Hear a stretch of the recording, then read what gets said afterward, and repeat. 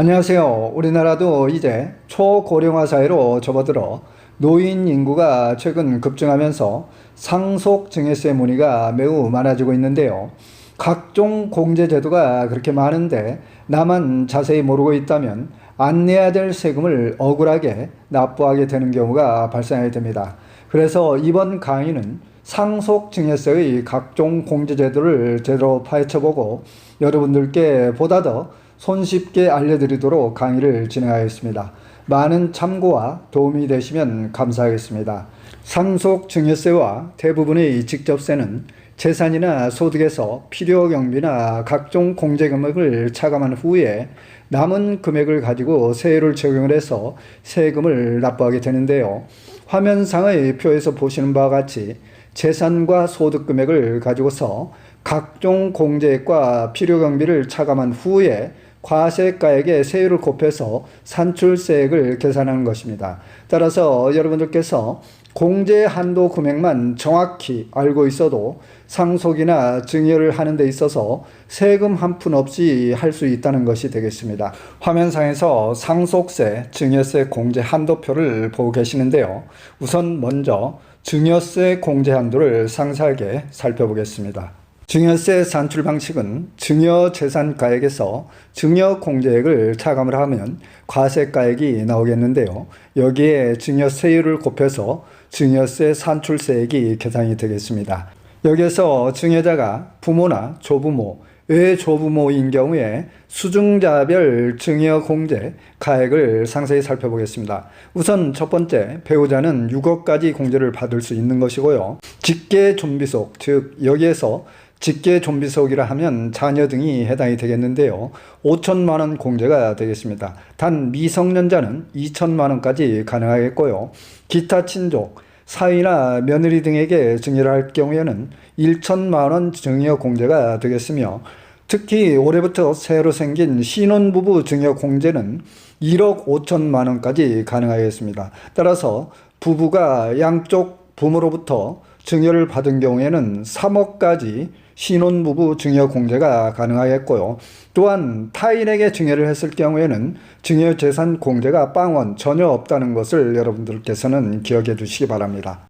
여러분들께서 증여재산 공제 금액에 대해서는 각각 잘 알고 계신데요. 실제 증여 공제가 증여자 또는 수중자별로 어떻게 한도가 정해지는지, 또 10년간 한 번씩 합산 공제가 가능하다는데 그 10년이란 기간의 합산 계산은 어떻게 다른지에 대해서는 잘 알지 못하시기 때문에 많은 질문들을 주시고 계십니다. 그래서 증여 시에 혼동하기 쉬운 여러 가지 주의사항을 좀 더 상세히 살펴보겠습니다. 증여를 받을 때 첫째는 부부는 동일인 한 사람이라고 생각을 하셔야 되겠습니다.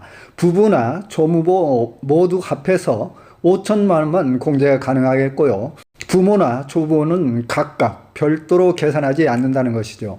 예를 들어서 아버지로부터 10년 이내에 5천만 원, 어머니로부터 10년 이내에 5천만 원, 합하면 1억이 되기 때문에 5천만 원을 초과해서 불가능하다는 얘기입니다. 그리고 그룹별로 10년간 증여세가 합산 과세되기 때문에 이 직계 존속 그룹과 기타 친족 그룹을 잘 알아두셔야 되겠는데요. 직계 존속 그룹이라는 것은 부모와 조부모, 외조부모가 되겠고요. 기타 친척 그룹은 장인이나 장모, 시아버지, 시어머니 등이 되겠습니다. 그리고 증여 공제는 내국인과 거주자에게만 하나이기 때문에 외국인이나 비거주자는 증여 공제가 불가능하겠습니다. 강의가 유익했다면 구독, 좋아요 부탁드립니다. 그리고 궁금하신 사항은 카톡이나 댓글로 연락을 주시면 제가 시간이 될 때 가능하면 답변을 드리도록 하겠습니다. 그렇다면 증여재산 공제는 10년에 한 번씩 계속해서 연속으로 받을 수 있다는데 과연 이 10년이라는 기간에 대해서 어떻게 적용이 되는지 여러분들이 많이 혼동하고 계시는 것 같아서 좀 더 상세하게 살펴보겠습니다. 즉 증여재산 공제 10년이라는 것은 수중자, 증여받은 자를 기준으로 해서 그 증여를 받기 전 역으로 10년 이내에 동일인으로부터 받은 증여재산가액을 합친 누계 합산 금액이 증여 공제 금액에 미달하는 경우에는 증여세 과세가 제외가 되겠습니다.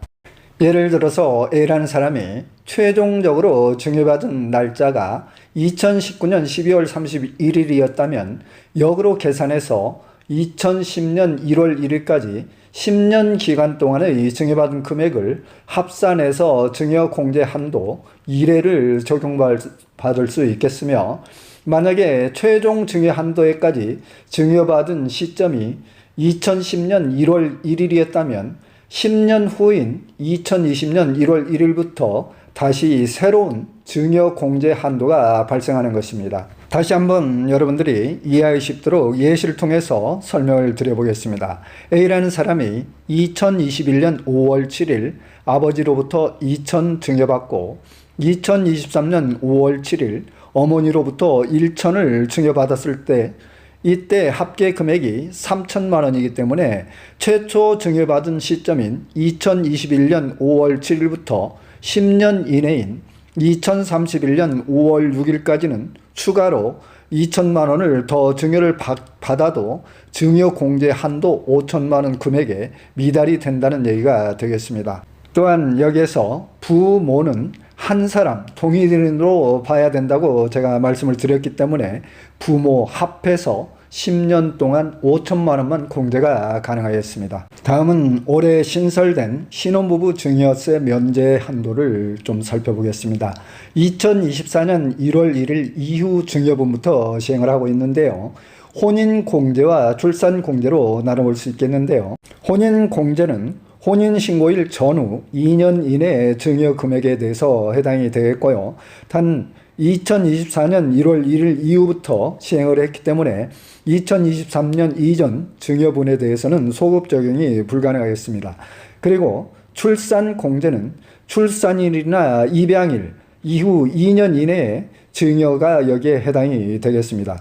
결혼은 결혼 유무와 관계가 없기 때문에 출산이나 입양 시 공제가 얼마든지 가능하겠습니다. 다음은 신혼부부 증여세 면제 참고 및 주의사항을 살펴보겠습니다. 10년 이내에 증여받은 재산이 하나도 없다면 1억 5천까지 전액 증여 공제가 가능하겠고요. 기존 예를 들어서 5천만 원을 증여받은 적이 있다면 1억 5천에서 5천을 차감한 추가로 1억 공제가 가능하겠습니다. 여기서 특히 좀 주의하셔야 될 사항으로는 결혼과 출산 공제를 이중으로 면제받을 수는 없는 것이고요. 혼인 전에 미리 증여를 받았다면 증여를 받은 날로부터 반드시 2년 이내에 결혼을 해야 되겠습니다. 그리고 출산을 하지 않은 비혼 출산 가구에게도 1억 5천까지 증여재산 공제를 출산 증여 공제로 증여받을 수 있겠습니다. 다음은 여러분들께서 직계 존비 속의 그룹별 증여 한도, 매우 혼동하기 쉬운데요. 정확히 좀 강의를 잘 들어주시기 바랍니다. 수중자의 증여일 기준 10년 이내에 부모나 조부모, 애조부모로부터 증여받은 합계 금액은 5천만 원까지만 공제가 가능한 것입니다. 10년 이내에 부모로부터 5천 받고 조부모로부터 5천 받고 이렇게 계속 받을 수 있는 게 아니라는 걸 여러분들은 꼭 필히 염두에 두시기 바랍니다. 그리고 여러분들께서 기타 친족 1,000만 원까지 기타 친족은 공제가 가능한데요. 기타 친족의 범위를 정확히 알지 못해서 자꾸 질문들을 하시는데, 기타 친족이라는 것은 6촌 이내의 혈족, 4촌 이내의 인척을 말하는데요. 예를 들자면 삼촌, 이모, 고모, 이모부, 고모부, 외사촌, 조카, 외조카, 시동생, 처제, 처남, 처형, 형수 등이 여기 기타 친족에 해당이 되겠습니다. 그리고 증여 시기가 각기 다른 경우에는 증여 공제 적용 방법이 어떻게 되느냐고 질문하시는 분들이 많은데요. 예를 들어서 A라는 사람, B라는 사람, C라는 사람으로부터 각기 다른 날짜로부터 증여를 받았을 때 순차적으로 증여 공제하는 방법은 최초의 증여세 과세가액부터 순차적으로 공제 한도의 금액만큼 공제를 받겠습니다. 강의가 너무 길어지기 때문에 사전 증여재산의 상속재산 합산 과세 여부를 조금 더 살펴보고 상속재산 공제의 상세한 설명은 다음 편에서 강의를 진행하도록 하겠습니다. 상속 개시일 전 10년 이내의 상속인에게 사전 증여한 재산은 피상속인의 상속 재산에 포함한다는 세법 규정이 있는데요. 여기서 상속인이라는 것은 직접 상속받은 자가 여기에 해당이 되겠습니다. 예를 들자면 자녀나 배우자 등이 여기에 해당이 되겠고요. 또한 상속인 이해의자에게 5년 이내에 사전 증여한 재산은 상속재산가액에 포함이 되겠습니다. 여기서 상속인 이해의자라는 것은 직접 상속받은 자녀나 배우자 이해의 형제, 자매, 손자녀 등이 상속인 이해의자에 속하겠습니다. 여러분들이 가끔 질문들을 많이 하시는데요. 상속이 개시되기 전에 사전 증여를 하는 게 상속과 증여세 어느 게 더 유리한지 유불리 질문을 많이 하시는데요. 상속세 증여세의 유불리는 각 재산별 재산 평가 방법이나 또는 상속인의 상속자 인원수, 상속 시기마다 각기 다르게 계산이 되기 때문에 뭐가 더 유리하다고 정확하게 판단하기는 어렵습니다. 따라서 사전 증여 재산을 결정을 하는 경우에 있어서는 반드시 세무 전문가와 사전에 좀 올바르게 상담을 해서 미리 세액 계산을 예상을 해보고 판단을 하는 것이 좋겠습니다.